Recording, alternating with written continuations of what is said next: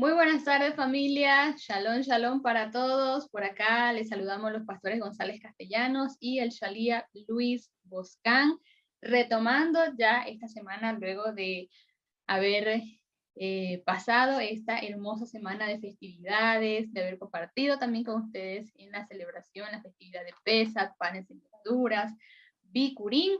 Estamos entonces retomando nuestros respectivos estudios. Ya nos encontramos y hoy vamos a dar continuidad con estos evangelios a nivel cronológico. Hoy en la porción número 29 para continuar viendo lo que era el ministerio de Yeshua. Así que les invitamos a que puedan ubicarse con nosotros en el libro de Lucas, ya que vamos a estar estudiando el capítulo número 12 y el capítulo 13 de este libro. Bien, queremos recordar que en la porción número 28 finalizamos cuando un fariseo le pide al Mesías que cene con él. Y durante esa cena, el Mesías lo confronta al igual que a un doctor de la ley que se encontraba en ese lugar. Al terminarse esa cena, y cuando el Mesías sale de ese lugar, dice la escritura que los escribas, los fariseos, comenzaron a hostigarlo en gran manera y a provocarle con preguntas acerca de muchas cosas, con la intención de tenderle lazos para cazar algo de su boca. Entonces, evidentemente, esa cena, el Mesías, como siempre, se caracterizaba, aunque lo habían invitado, aunque le habían pedido que estuviera con ellos en ese momento, él los confrontó y pues obviamente luego de esto se produce ese malestar en los escribas, en los fariseos, por lo que tratan y acosan al Mesías con muchas preguntas, y es a partir de acá donde vamos a iniciar con nuestro capítulo número 12 para continuar con esto. Les menciono rápidamente los episodios que vamos a estar tratando en esta porción 29, la levadura de los fariseos, el rico insensato, el afán y la ansiedad, el siervo vigilante, Yeshua, causa de división, cómo no reconocéis este tiempo. También vamos a hablar un poco sobre la parábola de la semilla de mostaza, de la levadura, la puerta estrecha, entre otros puntos. Bien, vamos a empezar con el verso número 1, este episodio de la levadura de los fariseos, y por eso colocamos un poco el contexto de lo que finalizamos la porción número 28 para así dar esta continuidad. Estos primeros versículos nos enseñan, y acá es importante porque luego de esa cena, como les mencionaba, que finalizamos en la porción 28, Yeshua enseña a las multitudes y dice que entre tanto se habían aglomerado miles y miles de la multitud hasta el punto que se pisoteaban unos a otros. Acá podemos ver la dimensión de la cantidad de gente que había siguiendo al Mesías, queriendo escuchar sus enseñanzas, queriendo recibir del reino, queriendo recibir muchas sanidades, liberaciones, dependiendo de la condición de cada persona. Luego de esto comenzó a decir primero a sus discípulos: guardaos de la levadura de los fariseos, que es la hipocresía. Nada hay encubierto que no será descubierto, ni oculto que no será conocido. Por tanto, cuando dijiste en la oscuridad seré oído en la luz, y lo hablaste al oído en las recámaras, será pregonado en las azoteas. Y es importante y me gusta mucho porque vamos saliendo ya de esta semana de festividades. Como lo mencionábamos, estuvimos en la festividad de Pesach, también estuvimos en 7 días en lo que era la festividad de panes sin levadura, y recordamos, porque estamos cerrando ya esta festividad de panes sin levadura, recordamos que durante estos días una de las cosas que hablábamos era de la levadura de los fariseos, de esos tipos de levadura, cuáles son esos tipos de levadura, y una de las que mencionábamos era la de los fariseos, recordando que la levadura representa el pecado. Entonces acá en esta porción, qué hermoso que se recuerda esto, para seguir nosotros también en esta línea de lo que el Mesías nos quiere enseñar en este tiempo, y como lo mencionábamos en la vigilia, que también pueden encontrarla acá en nuestro canal de YouTube, Ministerio de Altares de Adoración, no es solamente esa representación simbólica de sacar como tal la levadura de las casas y de abstenernos nosotros de comer levadura durante 7 días, sino que es importante también que nosotros podamos sacar la levadura de nuestras vidas, podamos identificar cuál es esa levadura que se mueve en este tiempo, que el sistema ha establecido en este tiempo para nosotros sacar. En este caso, el Mesías le enseña, y tal como vemos acá, le transmite y le dice primero a sus discípulos, luego de haber visto aquello, luego de aquella cena, guárdense de la levadura de los fariseos, que es hipocresía. ¿Qué más hemos identificado en la levadura de los fariseos aparte de la hipocresía? La apariencia. Los fariseos vivían de aparentar. Ellos, todo lo que hacía consistía en que los demás lo vieran, en mantener firme su apariencia. No era que se iban a orar a un monte, no era que se iban a orar por allá recogiditos, que nadie los viera. No, ellos hacían las cosas para que la gente que estaba a su alrededor pudiera ver lo que ellos estaban haciendo, ofrendaban para que vieran que estaban ofrendando, oraban donde había más gente para que vieran lo que estaban haciendo, ayunaban para que también vieran lo que estaban haciendo, y no había una intención de hacer las cosas para el Eterno, sino para que el hombre pudiera verlos.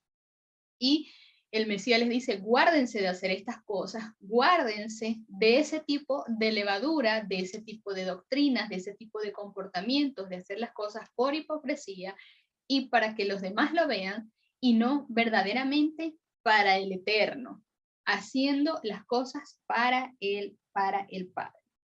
Y continuamos en el siguiente episodio, entre el verso 4 y el verso 7, a quién se debe temer. Luego el Mesías sigue impartiendo de sus enseñanzas. Y os digo, amigos míos, no temáis a los que matan el cuerpo, y después de esto no pueden hacer más. Yo os advertí a quién debéis temer. Temed a aquel que después de matar tiene poder para echar en el infierno. Si os digo, a este temed. No se venden 5 gorriones por 2 cuartos, y ni uno de ellos está olvidado delante de Dios. Aún los cabellos de vuestra cabeza han sido todos contados.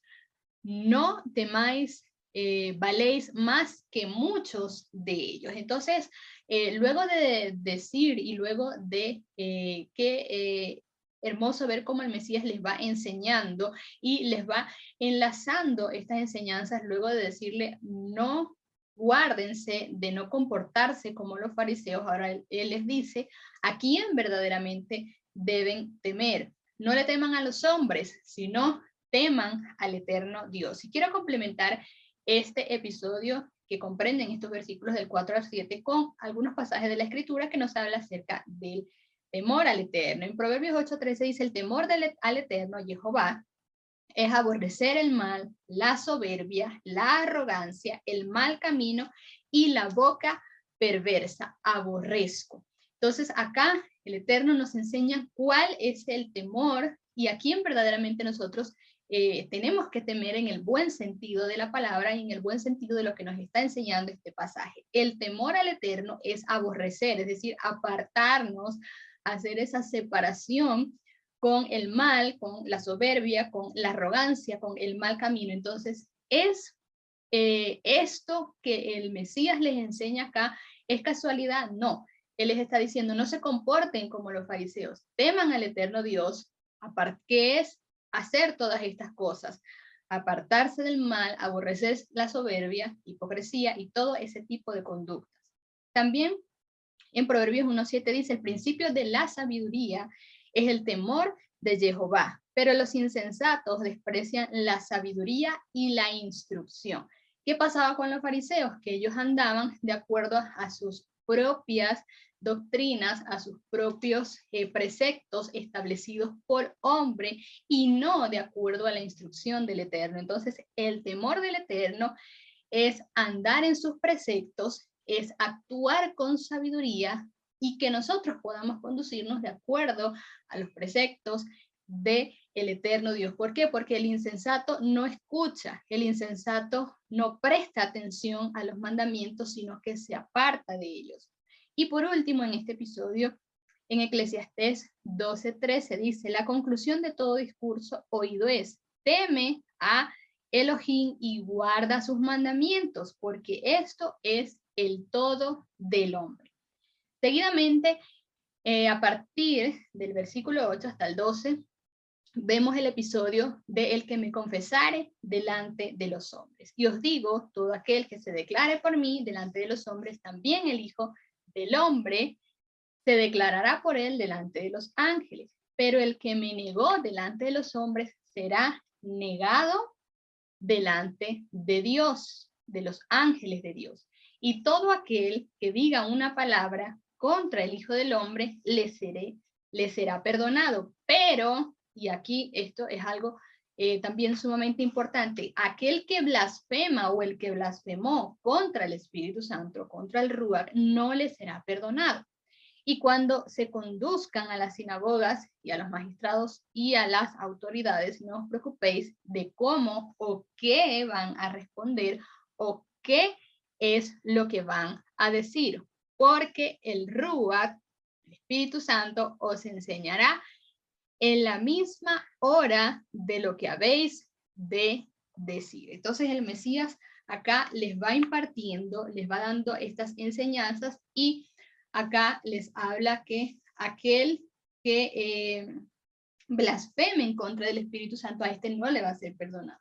Es que, tenemos que ver algo ahí importante, y es que Yeshua dice que cualquiera que diga una palabra contra él iba a ser perdonado, pero el que blasfeme contra el Espíritu Santo, este no será perdonado. Ahí es donde está la clave, porque recordemos aquellas palabras de los fariseos también, cuando decían por Belcebú echa fuera a los demonios, bien, estaban hablando en contra de él, y aquí al leer, él recuerda nuevamente estas palabras acerca de la blasfemia contra el Espíritu del Eterno Dios. Y hoy muchos, vamos a usar el término cristiano, se dicen, no, cuidado con la blasfemia contra el Espíritu Santo, pero aquellos que conocen al eterno Dios, que tienen esa relación con él, para ellos es imposible hablar algo en contra del mismo eterno Dios relacionado, y estas palabras relacionan a su espíritu. Bien, es como si tú hablaras mal de tu hermano de sangre, o tu madre de sangre, o tu hijo de sangre, es en relación a esa cercanía como tal. O sea, tú lo hagas con intención verdadera de maldad para hablar mal de él o para blasfemar acerca de él. Bien, entonces, a lo que quiero hacer énfasis y tratar de llegar a esa cercanía, esa relación, ¿cómo puede alguien de alguna forma, en el sentido malo o con verdadera mala intención, hablar mal de él o hablar mal del Espíritu del Eterno Dios, si es hijo del Eterno Dios? Bien, y eso es algo que quería mencionar en este punto, porque muchos hablan en contra del Mesías porque no tienen ese conocimiento en relación al eterno Dios, a su espíritu, a cómo él se mueve, a cómo él opera, a cómo él hace las cosas. Pero si hablan mal en contra de Yeshua porque han oído hablar de él, pero aún también no le conocen, a estos aún le va a ser perdonado. Bien, entonces, recordemos la importancia del Mesías como ese a través de quien viene la salvación, a través de él que perdona, incluso aquellos cuando lo van a colgar en el madero, dice el Señor, no le tomes en cuenta este pecado. Bien, estas cosas aún fue en contra de él y les iba a hacer perdón. Así es. Continuamos con el capítulo 12 de Lucas y ahora pasamos al episodio del rico insensato. Esto lo encontramos entre el verso 13 y el 21. Y acá nos enseña la escritura que un hombre de la multitud le dijo, maestro, di a mi hermano que parta conmigo la herencia. Y el Mesías le dijo, hombre, ¿quién me ha puesto como juez o partidor entre vosotros? y les dijo, mirad, guardaos de toda avaricia, porque aunque alguno tenga más que suficiente, su vida no depende de los bienes que posee. Y esta enseñanza que vemos acá, y ya vamos a continuar con la lectura, es importante porque mencionábamos al principio que una multitud seguía a Yeshua. Muchos para recibir un milagro, muchos para recibir una sanidad, para recibir liberación, otros con otro tipo de beneficios. Y en el caso de este hombre que estaba en la multitud y le dice, maestro, di a mi hermano que parta conmigo la herencia, me llama mucho la atención porque el Mesías era el que estaba en ese lugar, estaban escuchando enseñanzas directamente del Mesías, era el que estaba, había una gran multitud, sí, pero era el Mesías el que estaba ahí. Y este hombre se preocupa en ese momento por su herencia, es decir, por algo material, por algo pasajero, por decirlo de esta manera, teniendo al Mesías enfrente, pudiendo recibir una impartición de parte del Mesías, este hombre lo que hace es decir y preocuparse por su herencia. Y el Mesías les dice en el verso 15, miren y guárdense de toda avaricia, porque aunque alguno tenga suficiente, su vida no depende de los bienes que posee. Y a partir del verso 16 comienza a enseñarle una parábola en relación a esto. Y le refirió esta parábola diciendo, la tierra de cierto hombre rico produjo buenas cosechas. Y él razonaba dentro de sí diciendo, ¿qué haré? Porque no tengo donde más guardar mis frutos. Y vamos a ir mencionando esto porque vemos específicamente que este hombre tenía posesiones, que había sido bendecido, que tenía su tierra buenas cosechas, tal como dice el verso 16. Pero este hombre, en vez de regocijarse y en vez de dar gracias por aquello, estaba preocupado y razonando dentro de sí, ¿y ahora qué voy a hacer? Porque ya no tengo más donde guardar, es decir, ya estoy, es decir, lo que tengo está más que bendecido, pero quiero más. Y luego en el 18 dice, esto haré, voy a derribar mis graneros y los voy a edificar más grandes, y allí almacenaré todos mis granos y mis bienes. Es importante ver antes de pasar aquí y continuar cómo este hombre, y perdonen que regrese un poquito, le fue a Yeshua para que repartiera la herencia. Bien, y Yeshua dice que me ha puesto como juez entre vosotros. Aquí vemos ese reconocimiento público o ese rabí por aclamación que reconocemos en el Mesías, que el pueblo lo veía de esta manera, porque tal como él dice, versículos anteriores, que no se preocupen porque cuando lo llevan los magistrados, las autoridades, el Espíritu les va a dar de qué hablar. A él le fueron como ese magistrado, como ese tribunal, es otra traducción, como ese tribunal para dictar sentencia. Bien, entonces acá vemos cómo lo reconocen de esta manera, aunque públicamente por las autoridades del tiempo no estaba reconocido como tal, él sí pudo hacerlo, si hubiese querido, si hubiese sido decisión del Eterno, porque aún públicamente esta gente lo reconoció. En vista de este caso, la avaricia era tal en el hombre que fue hasta el Mesías, no para verlo a él, para recibir de él tal cual como decíamos, como otros sí lo hacían, sino simplemente para que les saciara esa avaricia en él o ese deseo que tenía para gozar también de la herencia, aún con el reconocimiento de él como un tribunal o como ese que podía dictar sentencia. Entonces, él, en vista de este hombre, expresa este caso de avaricia inmenso que el hombre dijo, ya tengo todo lleno, voy a hacerlo más grande para acumular muchas más riquezas. Y eso nos enseña que la acumulación de riquezas es por ahí se identifica también la avaricia como tal. La acumulación de riquezas nos da pie a la avaricia. Ahora, eso no quiere decir que el Eterno no nos va a bendecir económicamente en abundancia y hasta sobreabundancia, pero también nos da la pauta para que al momento de recibir esa bendición económica del Padre, cómo actuar y nos da el ejemplo con esta parábola acá y las palabras siguientes. Bien, entonces luego en el 19 le dice, al decir este hombre, los voy a derribar, los voy a hacer más grandes para acumular más. Y diré a mi alma, alma, tienes muchos bienes almacenados para muchos años, reposa, come, bebe y diviértete. Pero le dijo Dios, insensato, esta noche tu alma te será demandada y lo que has prevenido, ¿para qué? O mejor dicho, ¿para quién será? Así es el que atesora para sí y no es rico para con Dios. ¿Qué pasaba con ese hombre? Ese hombre estaba preocupado, estaba afanado porque ya estaba al tope en lo que tenía y dijo, bueno, voy a derribar esto, lo voy a hacer más grande para acumular más. Pero ¿qué pasa? Aquella noche ese hombre murió y de nada y de ningún provecho le fue todo aquello que había acumulado, todo aquello por lo cual había trabajado. Y por eso en el verso 21 el Mesías dice, así es el que atesora para sí y no es rico para con Dios. Para nadie es un secreto que el materialismo se ha vuelto algo, un lugar alto, por decir, en la vida de una persona. Muchas personas hoy se preocupan por la apariencia, no solo de lo que hacen, sino de lo que tienen. Si tengo el carro el último carro que salió, si tengo el teléfono más nuevo, mi casa y mostrar aquí, mostrar allá, y resulta que ahora se ha vuelto sumamente viral, hacer el house tour, voy a mostrar mi casa, voy a mostrar todo lo que tengo, voy a mostrar toda mi intimidad, hasta mi cuarto, el baño, absolutamente todo.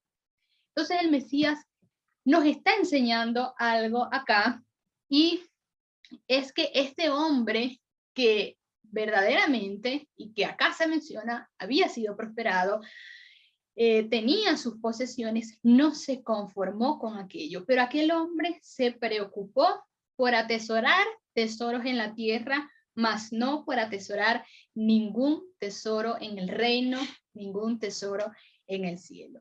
Quiero mencionar algunos versículos rápidamente. También vemos que Mateo 6, del 19 al 21, dice, no acumules tesoros en la tierra donde la polilla y el orín corrompen y donde los ladrones irrumpen y hurtan, sino acumulados tesoros en el cielo donde ni la polilla ni el orín corrompen y donde los ladrones no irrumpen ni hurtan, porque donde está tu tesoro, allí está tu corazón. También en Eclesiastés 5:10, el que ama la plata nunca se saciará de la plata y el que ama las riquezas no sacará ganancia, y también esto es vanidad. Entonces acá nos está hablando de la vanidad, porque aquel hombre tenía, pero no se conformó con lo que tenía. Él quería muchísimo más que aquello. Y en 1 Timoteo 6, 9, 10, pues los que quieren ser ricos caen en tentación y en trampa y en muchas codicias insensatas y dañinas, los cuales hunden a los hombres en destrucción y perdición. Porque raíz de todos los males es el amor al dinero, el cual, codiciando algunos, se descarriaron de la fe y se traspasaron a sí mismos con muchos dolores.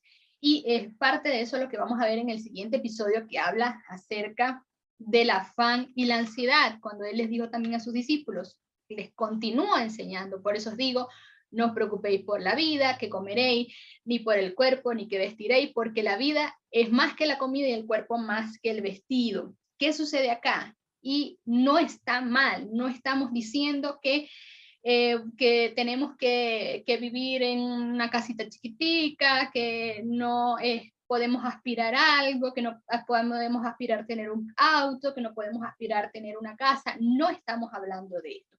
Estamos hablando de afanarse y de que la avaricia tome primer lugar en la persona para preocuparnos más por lo material, por lo que queremos tener, por la posición a la que queremos llegar, a que nosotros podamos atesorar, y en vez de hacer tesoros en la tierra, atesorar y hacer tesoros en el reino, es decir, trabajar en el reino, establecer el reino, impartir del reino a otros.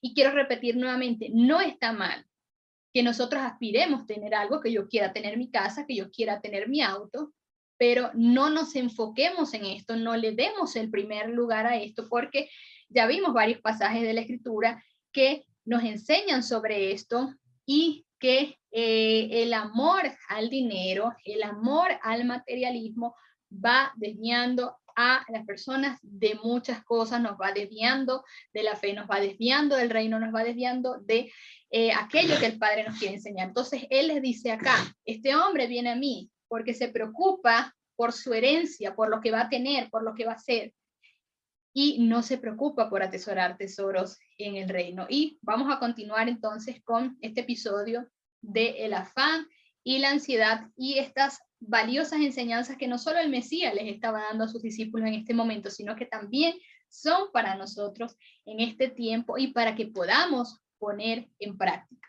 Y nos da una pauta para nosotros de preguntarnos si estas son prioridades o nos estamos preocupando más por estas cosas que nos está haciendo alerta acá el Mesías. No os preocupéis.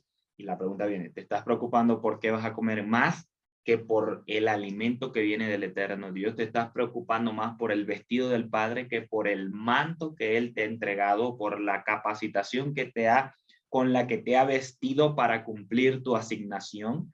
Entonces, esto tenemos que examinarlo en nuestra vida profundamente, porque la vida, dice Yeshua, es más y el cuerpo más que el vestido. Entonces, tú eres más importante que las cosas materiales que puedes ver. Entonces, sí, hay necesidad de ellas y el Padre lo sabe y Yeshua nos lo dice aquí. Considera pues que los cuervos, las aves de los cielos que ni siembran ni ciegan, los cuales no tienen despensa ni granero, y Dios los alimenta. ¿Cuánto más valéis vosotros que las aves?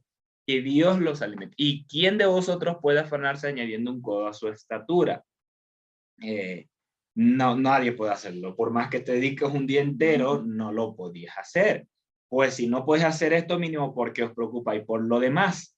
Que supuestamente está en tu capacidad porque tiene que ver con tu cuerpo. Supuestamente lo podrías hacer y no lo puedes hacer. ¿Cuánto más vas a controlar o afanarte por las cosas de afuera que no están bajo tu control o bajo tu dominio como tal para que se hagan? ¿Cuánto más va a ser? Entonces no os preocupéis por lo demás. ¿Por qué? Considerar los lirios. Nuevamente Yeshua pone otro ejemplo en relación al vestido. ¿Cómo crecen? Trabajan, no hilan, no trabajan, no hilan. Y digo que ni Salomón, con toda su gloria, se viste como uno de ellos. Y nos da nuevamente el ejemplo. ¿Por qué nos vamos a afanar? ¿Por qué nos vamos a preocupar? ¿Por qué vamos a poner en prioridad esas cosas en nosotros? De decir, bueno, primero voy a graduarme, primero voy a tener plata, primero voy a tener trabajo, primero voy a tener casa y después voy a buscar verdaderamente lo que el Señor me ha entregado. Cuando hay muchos que llegan, que su vida se acaba y nunca tuvieron casa, nunca tuvieron un carro, ¿por qué tenemos que preocuparnos por esas cosas? Si el eterno Dios dice, entonces, si viste la hierba como hoy está en el campo y mañana es echada al horno, ¿cuánto más vosotros os faltos de fe? Entonces aquí entra el tema de la emuná, de la fe, del confiar, del descansar confiadamente en el cumplimiento que Él tiene para nosotros. ¿Y cuál es ese? Vosotros pues no busquéis qué comer o qué beber ni os afanéis, porque la gente del mundo o las naciones de otra tierra, perdón, aquellos que no conocen al eterno Dios, es la referencia, buscan todas estas cosas, pero vuestro Padre sabe que tenéis necesidad de estas cosas.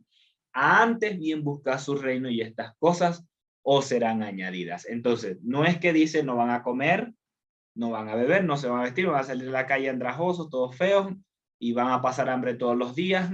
No es eso lo que está diciendo. Es que esto no ocupa el primer lugar en tu vida. Antes bien buscad su reino, porque todas estas cosas te van a ser añadidas. Entonces, nuevamente es ese tema de fe, de emuná, de creer, de confiar verdaderamente en el eterno Dios. Esto no quiere decir que nos vamos a quedar sentados en no hacer nada. Bien, no es eso. Es confiar plenamente y entrar en su reino.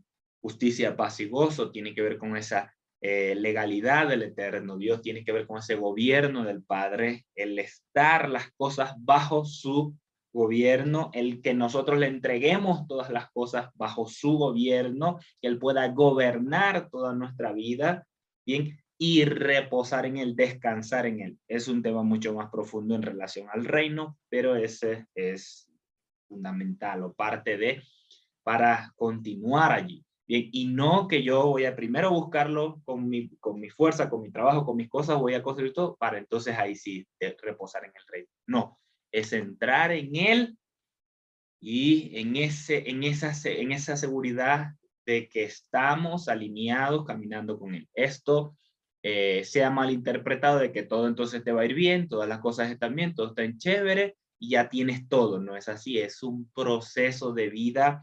Bien, es un nadar contracorriente también. Entonces, ¿a quién le es fácil nadar contracorriente? A nadie. Entonces, es un nadar contracorriente también por relación al sistema, Babilonia allá afuera. Bien, ¿y dificultades van a venir? Sí.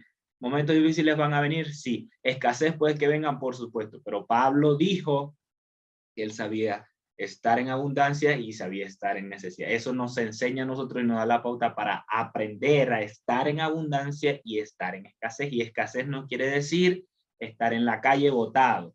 Bien, no quiere decir eso. Es limitado, es con menos cosas. Eso tiene que ver con escasez. Entonces, porque dice la palabra también que el Padre no va a permitir que mendiguemos pan en la calle. No va Ahora, si estamos verdaderamente buscando primeramente su reino, aquel que está en desobediencia y que está desalineado, consecuencias van a venir.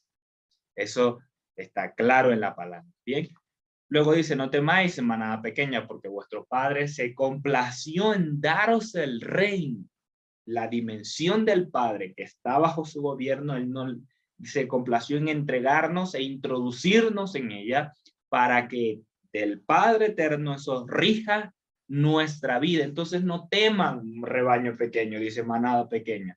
Sí, estamos en el mundo, sabe que ustedes tienen necesidad de todas estas cosas, dificultades puede que vayan a pasar, y Yeshua mismo las pasó y les dijo, ustedes las van a pasar bien, pero él se complació en daros al reino, en tener en esa seguridad, esa confianza, por en medio de todo lo que vayan a enfrentar. Vended pues vuestras posesiones, y esto nuevamente recordando el tema del tipo que está allí para que le parta la herencia. Bien, vamos a ver, vended pues vuestras posesiones y haced sedacá o la limosna, como nos ha traducido. Haceos bolsas que no envejecen, tesoro inagotable en los cielos, donde el ladrón no se acerca ni la polilla destruye, porque donde está vuestro tesoro, allí también está vuestro corazón. ¿A qué se refiere con la polilla y el ladrón? Tiene que ver con la que devoraba las ropas, que era ese afán. Bien, ¿qué pasa con el ladrón que hurta, que se mete? O el orín que corrompe, tiene que ver con, en aquel tiempo las casas eran de barro, entonces era más fácil a un ladrón por la parte de atrás o por alguna zona, escarbar, raspar en la casa y meterse. Bien, tiene que ver con ese el contexto que nos está hablando Yeshua. Entonces, no se preocupen por eso. Más bien, y cuando dice vender vuestras posesiones, no está refiriendo a que vendamos la casa y nos quedemos nosotros en la calle, porque no es ese el sentido.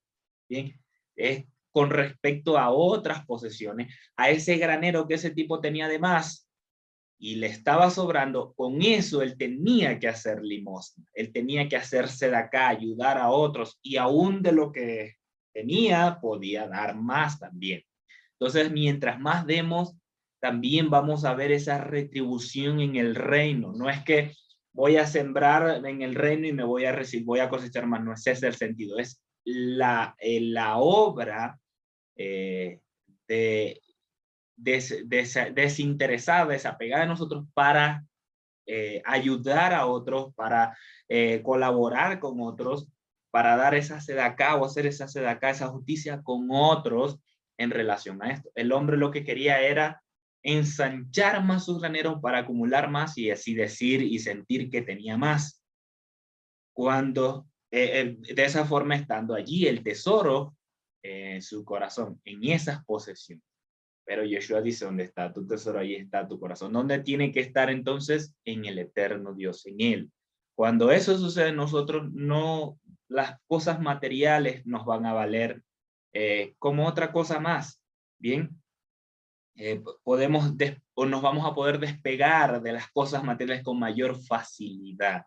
Bien, y tiene que ver con esa confianza en Él para también de esa manera que se vuelva ese tesoro en nosotros y poder descansar en Él sin importar las cosas materiales que tengamos y ayudar a otros, contribuir con otros, que es sumamente importante. Vende las cosas que te sobran, que no te hacen falta, que están de más en tu vida, y ayuda y hace de acá como es lo que está diciendo, no está diciendo quédate en la calle. Bien, luego dice, estén ceñidos vuestros lomos y encendidos vuestras lámparas. Y esto, una vez dada este llamado de atención de la vanidad, de las cosas materiales, del materialismo, de cuidado donde está tu tesoro, porque mañana se puede mandar tu vida y nada de eso va a ser parte de ti. Bien, estén ceñidos, es decir, estén preparados. También se puede decir estén listos para la acción. Se puede decir en relación a estén ceñidos vuestros lomos. ¿Y qué tiene que ver con esto, ceñir sus lomos? ¿O qué significa eso? Bien, tiene que ver más que todo en relación a apretarse el cinto, ajustarse el cinto.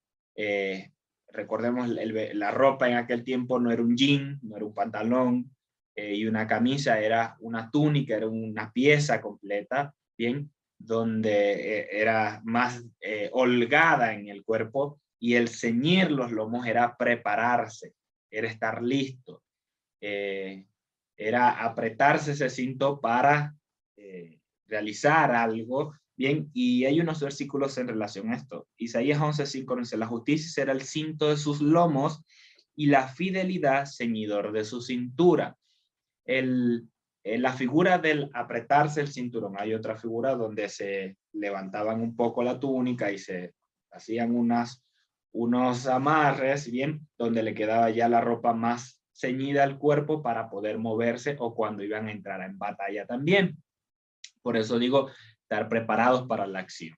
Bien, y se usó esta figura, el ceñirse, con varios términos. Por ejemplo, el ceñir sus lomos de justicia, el apretarse, el estar preparado con la justicia, la fidelidad de su cintura. 1 Pedro 1:13 nos dice, por lo cual, habiendo ceñido los lomos de vuestro entendimiento, haberse ajustado al eterno Dios, bien, haberse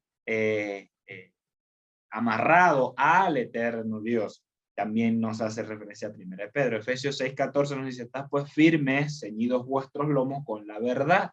Entonces la figura del ceñirse se usó para instruir de esta manera en relación a la Torah. Y aquí vemos ceñidos vuestros lomos con la verdad. Bien, con la verdad. ¿Y a qué se refiere? Y lo explicábamos la otra vez. Tiene que ver con Yeshua, tiene que ver con la Torah, tiene que ver con la revelación del Padre establecida en nosotros, el estar así ceñidos. Y Yeshua nos dice acá, estén ceñidos vuestros lomos, estén preparados para la acción, estén ajustados con el eterno Dios, apegados a Él, con su instrucción, con su Torah, y encendidas vuestras lámparas. Y esto también tiene que ver con la Torah. Lámpara es a mis pies tu palabra y lumbrera en mi camino. Bien, Yeshua dijo que somos como una lámpara que es puesta en lo alto para dar luz. ¿Y qué se necesita para dar luz? Aceite. ¿Dónde tenemos el aceite? En la Torá nos enseña acerca de esto. El aceite que se usaba para las lámparas, para la menorá, era aceite puro de olivas machacadas, y eso también tiene que ver con nosotros, de estar actos, listos, preparados, procesados, para de esa forma poder dar luz como ese pueblo especial.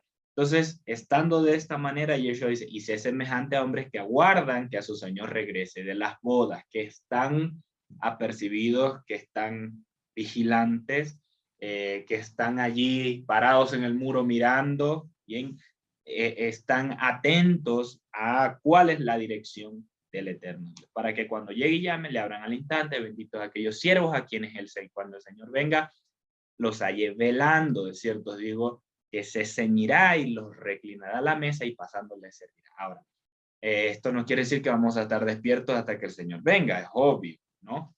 No es que vamos a guardar vigilia y estar despiertos, pero tiene que ver con esa actitud del que vigila, del que está ahí vigilando. ¿Qué pasa con este? Tiene que estar atento, apercibido, concentrado en guardar en lo que está, donde está vigilando, donde tiene que estar atento si viene alguien, si se acerca a alguien. Entonces es con esa actitud, bien, y nos dice luego que aunque venga en la segunda o aunque venga en la tercera vigilia y los haya así, benditos son aquellos. Nuevamente nos da una referencia en que si vino primero contigo, si vino primero después, si te dio más a ti, después a mí, eso no importa, dice, no importa. Si tú ves que a uno le da más, a otro le da menos, eso no tiene que ver.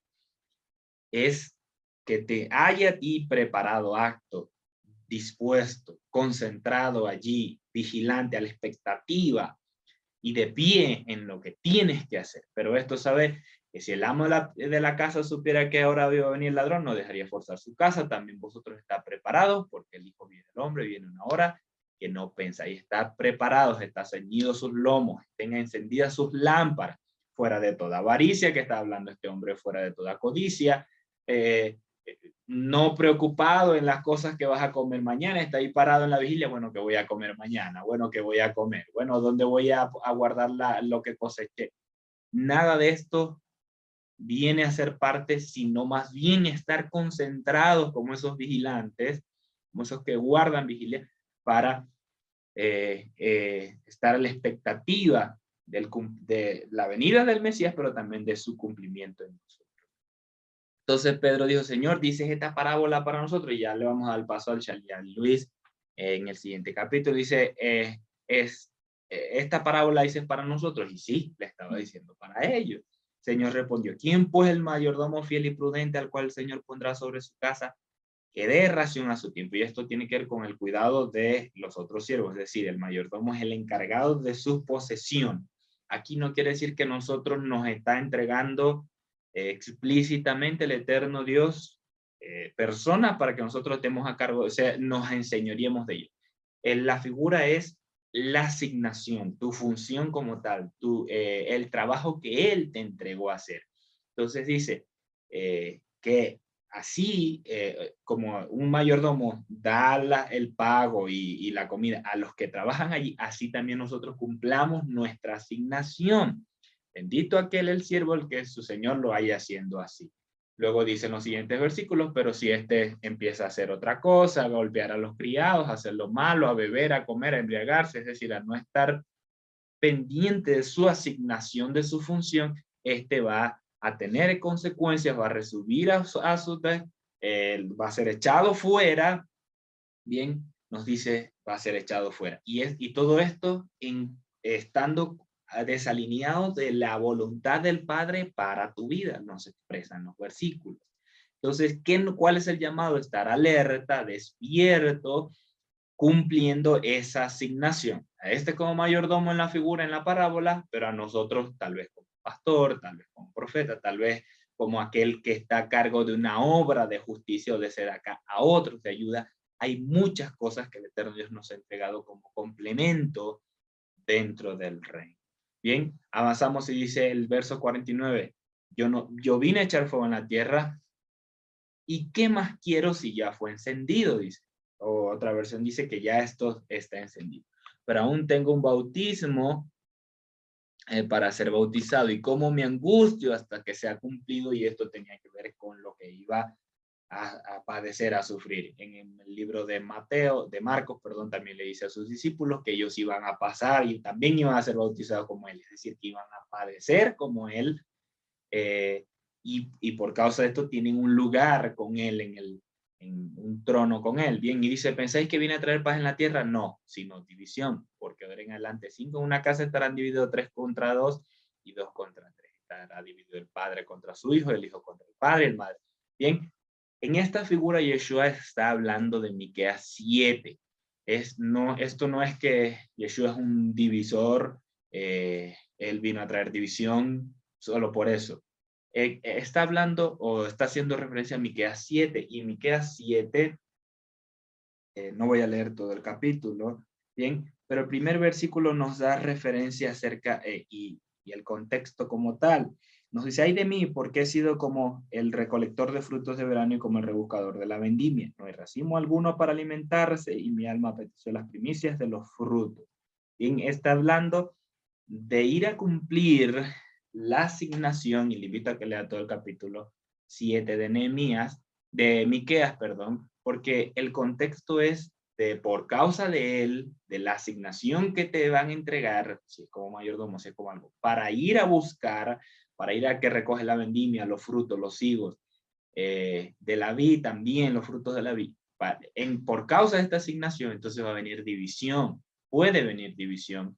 Tus padres se pueden levantar y en Miqueas dice, no confíes en tu amigo, en tu padre, en tu madre, y esto tiene que ver con más, confiar más en esto que en la asignación que el Padre nos ha entregado, o que le des más importancia porque ellos sean tu tesoro, bien que lo que el eterno Dios te ha entregado, que es ese verdadero tesoro, eh, es esa verdadera motivación que vamos a encontrar en su reino para que todas las demás cosas sean añadidas. Aun cuando tu padre, tu madre, tu hermano, tu familia esté contra ti, ellos también van a ser añadidos por causa de seguir en el reino. Y termino con esto, dice, ¿cómo no me reconoces este tiempo? Luego las personas, esto le dijo a los discípulos, pero ahora les habla a las multitudes. Cuando veis una nube del sol, decís agua viene, cuando viento sopla del sur decís viene calor, hipócritas, ahí distinguir el aspecto de la tierra y del cielo, y no distinguís este tiempo por la señal que representaba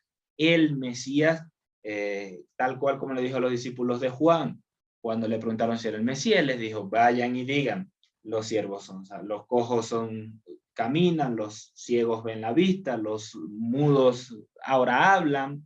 Entonces, ¿qué más señal tienen si Él es la señal? Hipócritas, hipócritas, porque muchos hoy dicen, no, ya los profetas no existen, ya los apóstoles no existen, creyendo discernir las señales del tiempo, decir que estamos en otra dispensación. Hipócritas, no saben que son asignados, que estos también fueron asignados por el eterno Dios, por el Padre, son parte de la capacitación del Mesías, como nos dice Efesios 4, para cumplir una función en Él y una asignación en Él. Entonces, cuidado con nuestra boca y las palabras que decimos, porque puede que nos estemos hablando en contra del eterno Dios y de sus escogidos.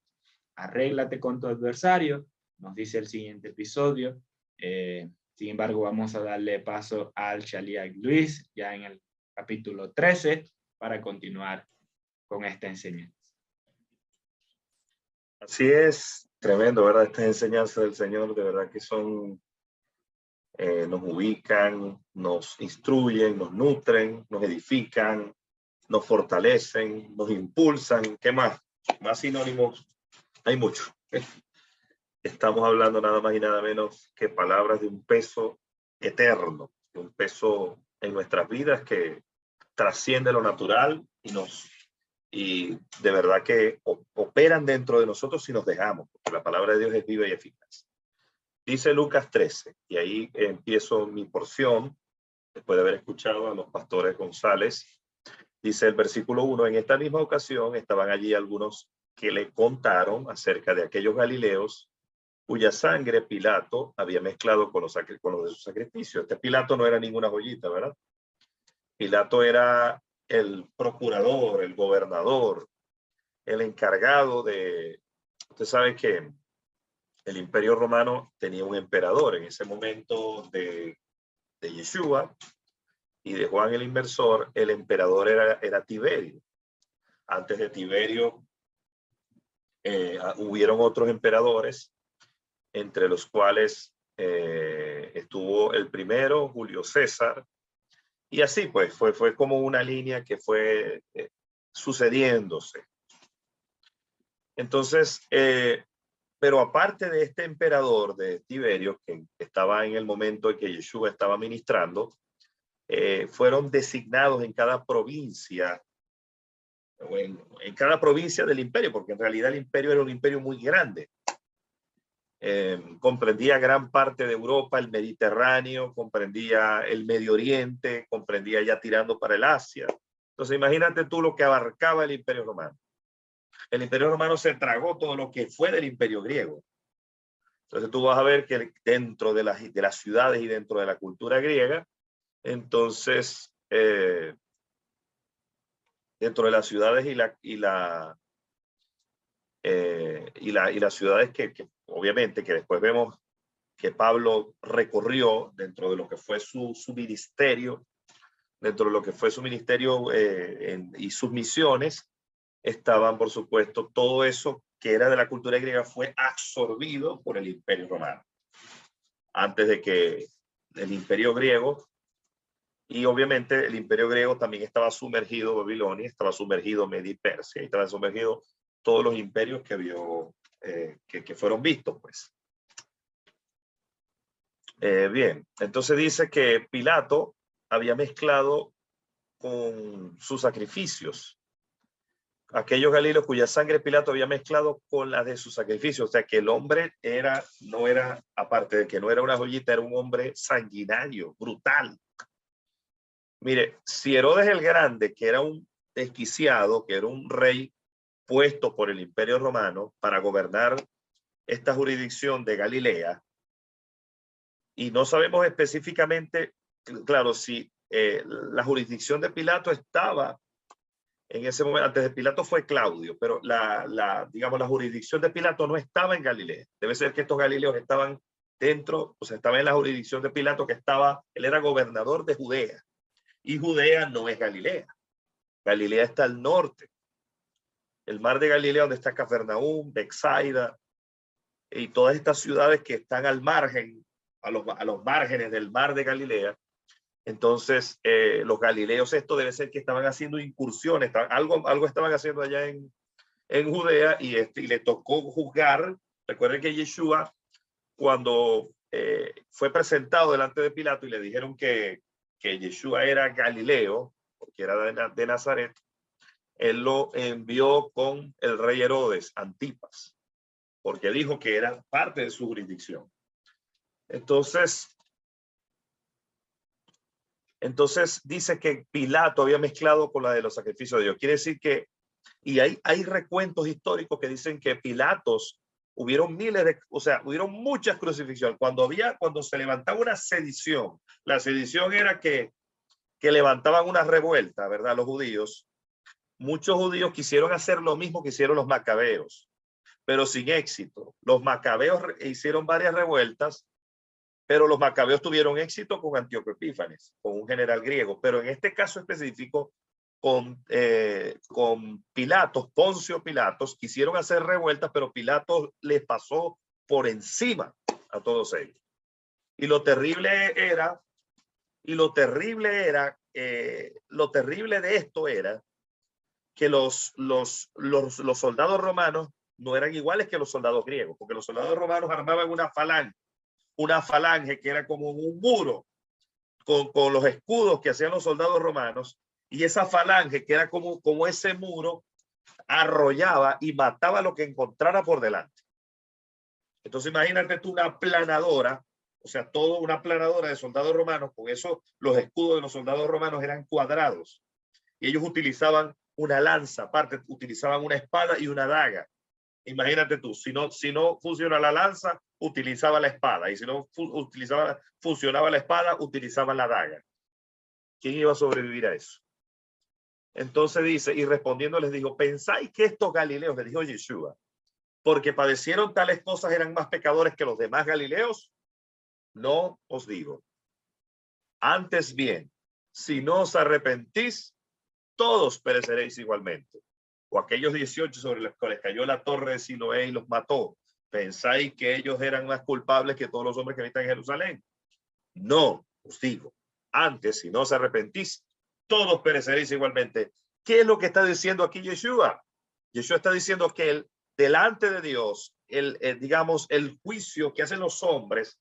Hoy vemos, por ejemplo, que la sociedad hace un juicio, y no voy a entrar en ciertos detalles por el tema de la censura, pero hoy la sociedad juzga de una forma muy, no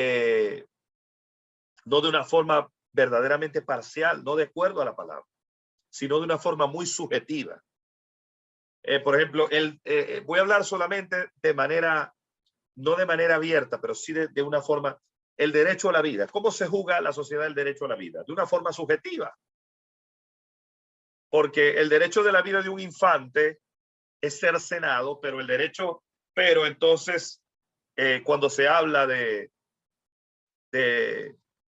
un delincuente, cuando se habla, o sea, hay temas específicos que tienen que ver con la vida humana, que son tratados de una forma incorrecta, de una forma subjetiva, no de acuerdo a la palabra. Entonces, la escritura dice claramente en Éxodo 20, que a quién le corresponde específicamente juzgar a los hombres, a quién le corresponde quitar la vida o añadirla. ¿Quién es el que tiene la potestad? ¿Quién es el rey del universo que decide, que tiene la decisión de decidir quién vive y quién muere? Dios nada más. Él quita reyes, pone reyes. Él hace lo que quiere. El mismo Nabucodonosor lo dijo. Nabucodonosor, que era un pagano, él dijo que cuando él actúa, ¿quién puede decirle qué haces? Porque él es el todopoderoso, omnipresente, omnisciente, omnipotente. Entonces Dios puede decidir quién quitar la vida. Entonces el juicio de esta sociedad es un juicio muy subjetivo, injusto a los ojos de Dios. Pero esta sociedad, cuando lee las escrituras y ve, por ejemplo, que Dios ordenó a Saúl que barriera con Amalek, por causa del pecado de Amalek, de haber atacado por la retaguardia a los hijos de Israel, cuando iban saliendo, ellos se condenaron. Cuando ellos atacaron a los hijos de Israel por la retaguardia, los amalecitas se condenaron, se consagraron al exterminio, se consagraron al anatema.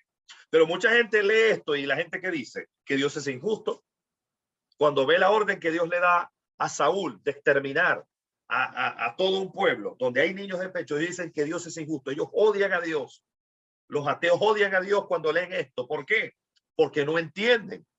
Se hacen un juicio en su mente y no comprenden la justicia de Dios. Pero aquí en el reino, el día de los opinadores se acabó. Porque en el reino no es para que nosotros opinemos y razonemos la justicia divina. Es para que nosotros nos rindamos a la justicia divina. Aquí en el reino, el día de los opinadores se terminó, ¿verdad? Aquí en el reino no es para que nosotros opinemos y cuestionemos la justicia de Dios. Yo prefiero no cuestionar a un Dios como este. Yo prefiero no razonar. Yo prefiero rendirme, porque la escritura dice que él escondió estas cosas de los sabios y entendidos y las reveló a los niños. Es preferible venir a Dios como un niño, es preferible cuestionar, es preferible humillarse, es preferible rendirse ante un Dios todopoderoso, quien dice la escritura que cabalga sobre los cielos y ante su presencia se derriten los montes. Él dice que quebrantará todo árbol alto. Entonces, ¿de qué me sirve a mí ser soberbio? ¿De qué me sirve a mí cuestionar la justicia divina? Entonces, Yeshua lo que está diciendo aquí en este pasaje es que ellos tenían una forma de ver la justicia de una forma equivocada. Ellos decían, ¿ustedes piensan que sobre esto que cayó la torre Siloé y los mató eran más culpables que todos? No, yo estoy viendo que todos aquellos, ustedes los juzgan porque eran unos homicidas. Pero yo estoy viendo que los homicidas son aquellos que aborrecen a su hermano. Entonces, ustedes juzgan a esto. Por ejemplo, esta sociedad juzga de malos a los delincuentes, a los que violan, a los que roban, pero el Señor está viendo que aquellos que están juzgando, que se creen los buenos y están juzgando a los que ellos consideran que son los malos, los delincuentes, entonces Él está viendo que son también unos homicidas porque aborrecen a su hermano, porque tienen falta de perdón, porque aborrecen a su madre, porque no perdonan a su hermano, porque aquel que les hizo daño no lo perdonan. Entonces, ¿quién es más homicida? Es más homicida el que mata que el que no perdona. Ahí está la justicia de Dios. Ustedes piensan que aquellos sobre los cuales Pilato mezcló la sangre, aquellos galileos eran más culpables que todos, porque eran delincuentes, porque armaban revueltas, porque armaban sediciones, porque mataban. No, si ustedes no se arrepienten, van a perecer igual. Toda el alma que pecare, lo dijo el Señor en Ezequiel, el alma que pecare, esa morirá. Porque ellos tenían un dicho y ellos decían, los padres se comieron las uvas, los hijos heredarán la dentera. Y el Señor establece juicio y dice, no, el alma que pecare, esa morirá. El que comiere sobre los montes, el que se llegare a la mujer menstruosa, el que levantare ídolos en Israel y no se arrepiente de lo que hace.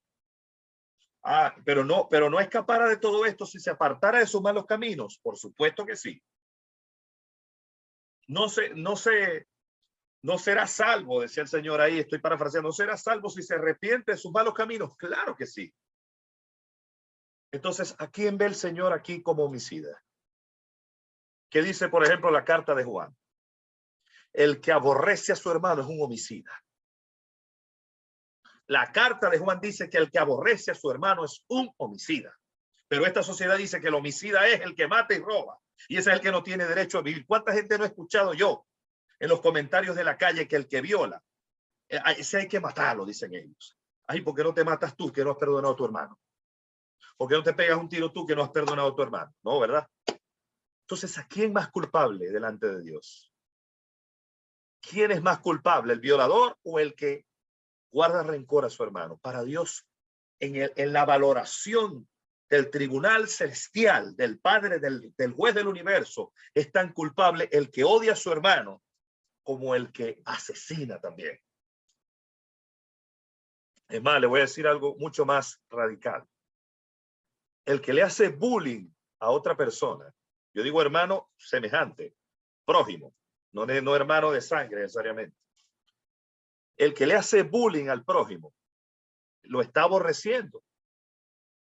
El bullying parece ser algo como que es trivial. Para todo el mundo el bullying es algo trivial, pero cuando el Señor dice el que aborrece a su hermano es un homicida, el que le hace burla de acuerdo a la Torá, yo estoy diciendo de acuerdo a mi criterio, de acuerdo a la Torá, el que escarnece a su hermano, porque bullying, burlarse es escarnecer. El Señor dice que Él escarnecerá a los escarnecedores. Si tú te burlas de tu semejante, o yo me burlo de mi semejante, estoy aborreciendo a mi hermano. Entonces entro también dentro del rango de los homicidas. ¿Es esto muy radical? Eso es lo que dice la palabra. Porque si tú no amas a tu hermano y yo no amo a mi hermano, lo aborrezco. ¿Qué dijo Caín? La doctrina de Caín. ¿Soy yo acaso guarda de mi hermano? Esa es la doctrina de Caín. ¿Acaso yo soy guarda de mi hermano? Que se cuide él mismo. Sin vergüenza ese de Caín. Cuando Dios lo confrontó con desdén, con arrogancia, con soberbia, le dijo, cuando el Señor le dijo, ¿dónde está tu hermano Abel? Y él le dijo, ¿acaso soy yo guarda de mi hermano? Le dijo con desdén a Dios, así con soberbia. ¿Tú te imaginas hablarle a Dios con esa falta de respeto? ¿Acaso soy yo guardia de mi hermano? Bueno, le tengo noticias. Si tú y yo no somos guarda de nuestro hermano, somos homicidas de nuestro hermano. Porque si no queremos lo mejor para nuestro hermano, queremos lo peor. Así de simple. Así es sencillo. Si tú y yo no queremos cuidar a nuestro hermano, ¿qué queremos entonces? ¿Qué queremos? Esa es una buena pregunta que debiéramos hacernos, ¿verdad? Pueblo. Si tú y yo no vamos a ser un pastor que decía, si tú no eres guarda de tu hermano, tú eres homicida, asesino de tu hermano. Señores, porque si yo le tengo envidia a mi hermano, eso es una muestra de que quiero el mal para mi hermano. Si yo no quiero lo mejor para mi prójimo, entonces ¿qué quiero? Lo peor. Cuando yo tengo envidia de mi prójimo, es que no quiero lo mejor para él. Yo quiero que sea para mí solo, para él no. Entonces, si yo no quiero que él esté bien, entonces ¿qué quiero para él? Que esté mal. Entonces, la valoración divina, lo que quiero decir es que Yeshua está haciendo aquí, es que homicida es muy relativo. El malo en esta sociedad es muy relativo. Para Dios, homicida es aquel que aborrece en su corazón a su hermano. Así que agarrémonos bien de la silla, porque la palabra es más profunda de lo que creemos. Todavía hay muchos creyentes en el Señor, vamos a poner, como dijo ahorita el pastor Gabriel, cristianos, entre comillas, que todavía actúan bajo la valoración de este sistema, bajo la valoración de Babilonia. Entonces ellos, muchos que están aquí adentro, creen que el malo es el que mata allá afuera, el que extorsiona, y son malos, y merecen ir a la cárcel. Y merecen que le hagan un juicio, merecen que en los países que aplican pena de muerte, que se le aplique pena de muerte al que extorsiona, roba, mata y hurta. Y en donde hay que no es pena de muerte, sino que hay cadena perpetua, que se le aplique la cadena perpetua. Pero para Dios jamás esa va a ser la misma valoración. Dice el versículo 6, y propuso esta parábola. Uno tenía una higuera plantada en su viña y fue a buscar fruto en ella y no lo halló. Y dijo al viñador, mira, hace 3 años que busco fruto en esta higuera y no lo hallo, córtala. ¿Para qué inutiliza la tierra? Seguimos. Él entonces respondiendo le dijo, Señor, déjala aún este año hasta que cabe alrededor de y eche abono. y si da fruto, bien, y si no, la cortarás. Dice la versión Reina Valera, dice, si da fruto, bien, si no, la cortarás. Aquí dice, en esta versión textual dice, si da fruto en lo futuro, y si no, la cortarás. Entonces, esto es una muestra del trato de Elohim, o sea, con Arias, ¿verdad? Entonces, Yeshua le está dando esta parábola al pueblo, que el pueblo en ese momento no la entiende específicamente, y él está hablando de cómo es el trato, porque recuerda que hay áreas dentro del ser humano que necesita el ser humano renunciar a aquello, como si estuviese arrancándose. Hay otra comparación, otro símil que hace Yeshua cuando alguien se arranca un brazo y una pierna. Entonces, la inutilidad o la esterilidad es sinónimo de que hay un área gangrenada, de que hay un área que no funciona. Entonces, para que pueda funcionar, muchas veces es necesario arrancarse un brazo, un ojo, una pierna. Entonces, cuando él dice que yo cabe alrededor, es el trato de Dios con nosotros, que yo cabe alrededor. ¿Ok? Entonces, él está haciendo un símil y una comparación de un árbol, porque nosotros somos un árbol. Entonces, el símil y la comparación tiene que ver con el punto de dar frutos. Porque ¿cómo se sabe que alguien verdaderamente está en el reino? ¿Cómo se sabe que alguien nació de nuevo?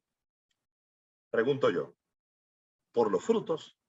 Porque la escritura dice que el buen árbol se conoce por los frutos. Entonces, si alguien dice que yo soy del Señor, pero no tiene frutos, entonces, ¿qué podemos ver allí? Bien, Yeshua sana a una mujer en el día de reposo, y en uno de los Shabbat estaba enseñando en una de las sinagogas. Las sinagogas no eran el templo, no eran el Beit Hamidash que estaba en Jerusalén. En las sinagogas eran los lugares donde se reunían específicamente los judíos en los Shabbat para estudiar la Torá, ¿verdad? Había un rabino allí asignado y ellos entonces estudiaban la Torá. Y aquí una mujer que tenía un espíritu de enfermedad por 18 años y estaba encorvada y no podía enderezarse de ninguna manera. Cuando Yeshua la vio, la llamó y le dijo, mujer, eres libre de tu enfermedad. Y le impuso las manos y al instante se enderezó y glorificaba a Elohim. Pero el principal de la sinagoga, indignado porque Yeshua había sanado en Shabbat, dijo a la multitud, 6 días hay en que se debe trabajar, en estos puedes venir y ser sanado, y no en día Shabbat. El Señor entonces le respondió y dijo, hipócrita, cada uno de vosotros no desata su buey o su asno del establo en el Shabbat y lo lleva a brevar. ¿Y acaso esta mujer, hija de Abraham, que Satanás había atado 18 años, no convenía desatarla de esta cadena en el día Shabbat? Y diciendo estas cosas, todos sus adversarios se avergonzaban, pero todo el pueblo se regocijaba por todas las cosas gloriosas hechas por él. Esta era gente religiosa, sin entendimiento profético, no entendía quién estaba allí, era Yeshua, y aplicaba mal también los preceptos del Señor. Yeshua no estaba violando el Shabbat, pero ellos sí lo estaban profanando con su religiosidad. Ellos sí lo estaban profanando con su actitud, con sus takanot, con su actitud religiosa, con su actitud legalista. Yo le voy a decir algo, el legalismo siempre profana la voluntad de Dios, siempre entorpece el mover del espíritu. Por esa razón, el legalismo y la religiosidad y esa conciencia de obras muertas que muchas veces vienen para atascarnos, vienen para enturbiar el propósito de Dios en nuestra vida, no podemos dejarnos gobernar por eso. Yeshua estaba obrando verdaderamente en el correcto espíritu en el que fue inspirado el Shabbat, pero ellos estaban en un espíritu diferente. Entonces, Yeshua vino a engrandecer la Torá, a darle el verdadero cumplimiento, y el verdadero cumplimiento del Shabbat estaba ahí en lo que él estaba haciendo. Pero ellos no lo entendían porque ellos estaban en un espíritu diferente. Ellos eran religiosos, eran legalistas. El espíritu de la religión, el espíritu del legalismo siempre se va a oponer al verdadero propósito de Adonai sobre la tierra. Las personas que caminan en religión, caminan con una mente cercenada de la verdad, caminan con un velo en los ojos que no le permite ver la voluntad del Señor, el propósito del Padre, el mover del Espíritu. Y esto fue lo que pasó. ¿Por qué eran hipócritas? Porque estaban ciegos. Y ellos eran los dirigentes. Yeshua fue duro con los dirigentes, en el buen sentido de la palabra, porque los dirigentes eran como sepulcros blanqueados y estaban dirigiendo al pueblo de una forma errada y equivocada. Parábola de la semilla de mostaza. Dijo entonces, ¿a qué es semejante el reino de Dios y a qué lo compararé? Es semejante a un grano de mostaza que un hombre tomó y lo echó en su huerto y creció y se convirtió en un árbol y las aves del cielo anidaron en sus ramas. Entonces aquí hace un símil el Señor que se parece mucho a la que viene ahora. Lo voy a leer porque tiene... Voy a leer también ese pasaje porque tiene la misma connotación. Dice otra vez, dijo, ¿a qué comparará el reino de Dios? Es semejante a la levadura que tomó una mujer y la escondió en 3 medidas de harina hasta que todo fue fermentado. Entonces, ahí, desde el punto de vista de la interpretación rabínica, se puede ir de lo menor a lo mayor. ¿Ok? De algo menor a algo mayor. Entonces, cuando vemos que Yeshua está haciendo esta comparación, él está diciendo que cuando se trata, aquí la levadura no simboliza algo malo, aunque usted no lo crea. Porque él está haciendo es un símil, una comparación. No está hablando específicamente de la levadura como tal. O sea, de la acción de la levadura. Está hablando de la levadura, sí, pero de la levadura en una comparación. No está hablando de la levadura en acción de contaminar a la persona. Está hablando de la levadura como una comparación O sea, es una parábola. Pero a veces el Señor hablaba de la levadura, por ejemplo, de los fariseos, y lo estaba mencionando en relación a cómo contaminaba la doctrina de los saduceos y de los fariseos. Entonces, cuando se habla aquí específicamente de la semilla de mostaza, como veríamos antes, o de la semilla de mostaza, se está hablando específicamente de algo muy pequeño. La semilla de mostaza es algo muy diminuto, pero puede llegar a convertirse en un gran árbol. Así como de diminuto es cómo trabaja la levadura. Entonces, lo que empieza como algo pequeño, la fe, como algo diminuto, empieza a desarrollarse en nuestra vida, puede llegar a una gran conquista. Muchas veces Pablo habló de la medida de fe que el Padre nos ha dado.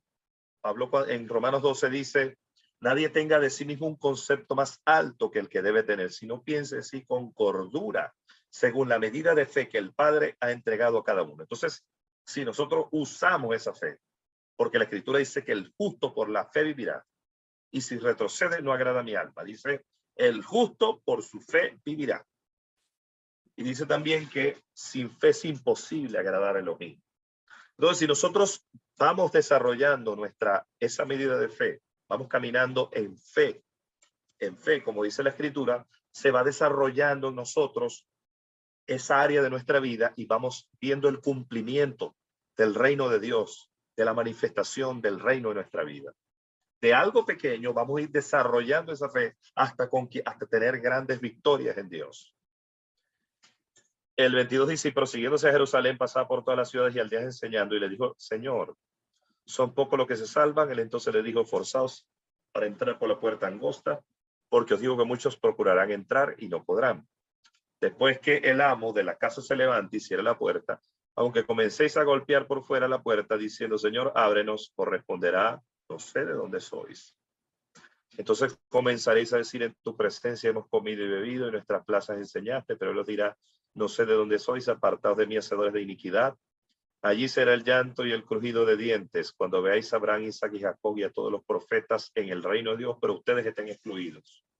Y vendrán del oriente y occidente, del norte y sur, y se reclinarán a la mesa en el reino de Dios. Pero hay postreros que serán primeros y primeros que serán postreros. No todo el que le dice Señor, Señor entrará en el reino de los cielos, sino el que hace la voluntad. Es decir, dice que muchos vendrán en mi nombre. No todo lo que brilla es oro, lo que está diciendo el Señor. No todo lo que parece es. No todo lo que tiene nombre de que vive, sino que está muerto. Es decir, mucha gente dice que es, pero no tiene frutos como tal. Entonces solo él sabe quién es. Solo él sabe quién está. Y solo él sabe quién verdaderamente está dentro del carril. Es lo que quiere decir. En aquella hora se acercaron algunos de los fariseos diciendo, sal y vete de aquí porque Herodes te quiere matar. A mí me gusta este pasaje mucho. Porque Yeshua le dijo, id y decide a aquella zorra. ¿Qué carácter tenía el Señor? O sea, él describió que hay seres humanos que son como un zorro. El zorro es astuto, hábil. Cuando se dice, por ejemplo, no, es que este es un zorro viejo, hablando de políticos, es porque el tipo es astuto, hábil, pero al mismo tiempo es mañoso, tiene vicios. Entonces, el Señor le dijo a Herodes, ir y decida aquella zorra. Herodes para Yeshua, Herodes era una zorra. Así de malvado era Herodes. He aquí, hoy y mañana echo fuera demonios y hago sanidades y al tercer día me doy por terminado. El Señor no se intimidaba él sabía que cuando llegara su tiempo, él iba a ser entregado. Y punto. Sal de aquí, vete, porque Herodes te quiere matar. Y el Señor dice, vayan y digan a aquella zorra que hecho fuera demonios, hago sanidades y milagros. El Señor jamás se le ha intimidado a ningún rey malvado, a ningún presidente. Porque es necesario que camine hoy y mañana y pasado mañana, porque es imposible que un profeta muera fuera de Jerusalén. Jerusalén, Jerusalén, que matas a los profetas y apedreas a los que te son enviados. ¿Cuántas veces quise juntar a tus hijos como la gallina a sus polluelos bajo sus alas y no quisisteis? Cuando yo veo los polluelos que se acurrucan entre las alas de la gallina, yo siempre me acuerdo de este pasaje. ¿Usted no ha visto eso, que los polluelitos, la gallina los acurruca? Yo siempre recuerdo este pasaje. He aquí vuestra casa se deja desierta y digo que no veréis más hasta que digáis, Baruch haba beshe Adonai. Bendito el que viene en el nombre del Señor. Eso es lo que quiere decir. Baruch haba beshe Adonai. Cuando yo dijera Baruch haba beshe Adonai, se cumplía esta palabra. Entonces, él lloró sobre Jerusalén. Fíjate que la mayoría de los profetas del primer pacto murieron, aunque usted no lo crea, murieron martirizados. Nada más y nada menos que Isaías, se dice que el rey Manasés, que fue el hijo del rey Ezequías, aquel gran rey Ezequías, Manasés fue un corrupto terrible. Y dice que el rey Manasés fue el que mandó a matar a Isaías. Aquel gran profeta Isaías que profetizó que Yeshua, en Isaías 53, todo vio a Yeshua prácticamente en su sacrificio. Dice que fue aserrado, mandado a cerrar, como murió también los apóstoles, murieron también. Uno de ellos murió aserrado. Mateo se dice que murió en el Asia, atravesado por una lanza. El único que no murió martirizado fue Juan, el que tuvo la revelación del Apocalipsis. Aunque se dice que le sucedió lo mismo que a Abraham. Abraham lo metieron en un horno de cal y sobrevivió, de acuerdo al Zohar. Pero a Juan se dice que lo metieron en un caldero de aceite hirviente y también salió de ahí ileso. Y después fue exilado en la isla de Patmos, donde recibió la revelación del Apocalipsis. Pero los demás murieron. A Pablo, Nerón le mandó a cortar la cabeza. Cuando Pablo fue llevado a Roma, Pablo tuvo que comparecer frente a Nerón. Y Nerón lo mandó a matar. Cuando él dice, el tiempo de mi partida está cercano, le dice a Timoteo, he peleado la buena batalla, he guardado la fe, por lo demás me está reservada la corona. Ya eran momentos cercanos a que Pablo le cortara la cabeza a Nerón. Se dice que Pedro fue crucificado boca abajo. Algunos dicen que en realidad el lugar exacto, porque algunos lo pintan que fue ahí en el Monte Vaticano, pero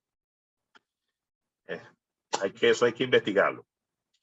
Pero otros sabemos que, por ejemplo, Andrés, lo que llaman hoy la cruz de San Andrés, así le dicen, ¿no?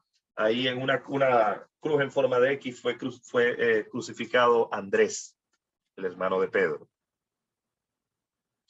Y Bartolomé también fue en Grecia, murió. Y la mayoría murió martirizado. Entonces no fueron solamente los profetas del primer pacto, sino también los apóstoles. Bueno, con eso culminamos entonces la enseñanza del día de hoy. Vamos a tener entonces nuestro cierre del día de hoy, de este tiempo tan precioso de Shabbat. Padre, te damos gracias por este tiempo, por tu palabra. Gracias por tu fidelidad, por tu misericordia, por estas enseñanzas que nos instruyen, que nos nutren, que nos llenan de verdad. Gracias, Señor, porque cada día tú nos estás edificando nuestro ser, nuestro espíritu. Gracias, Señor, por tu amor, por tu fidelidad, porque nos llenas internamente. Gracias con esta palabra. Si usted tiene los elementos, vamos a comenzar. Bendito sea, Señor Dios nuestro. Gracias por haber derramado tu sangre en el madero. Gracias por ese sacrificio, porque a través de ese sacrificio hemos recibido verdaderamente la redención. Gracias, Señor, porque este vino representa, el vino que está tomando allí con su mano representa ese sacrificio del madero, representa esa copa, representa esas promesas. Cuando el Señor dice su palabra, te sacaré. Cuando el Señor dice su palabra, te libertaré, te redimiré, te introduciré. Gracias, Señor, por la sangre derramada que nos da redención plena. En el nombre de Jesús. Tome el pan también, el pan. Gracias, Señor, porque tu cuerpo fue partido y fue molido por nuestros pecados. En tu cuerpo llevaste la carga, en tu cuerpo llevaste, pagaste el precio. Señor, gracias. Muchísimas gracias. Bendito seas tú, Señor, Dios nuestro, Rey del universo, que hace salir el pan de la tierra. Gracias porque comprendemos, Señor, que no faltará jamás el pan en nuestra mesa, porque tú eres nuestro proveedor, nuestro suplidor, nuestro sustentador diario. Gracias. Y las especias aromáticas. Gracias, Señor. Gracias, Padre eterno. Bendito seas tú, Señor Dios nuestro, Rey del universo, creador de las especias aromáticas.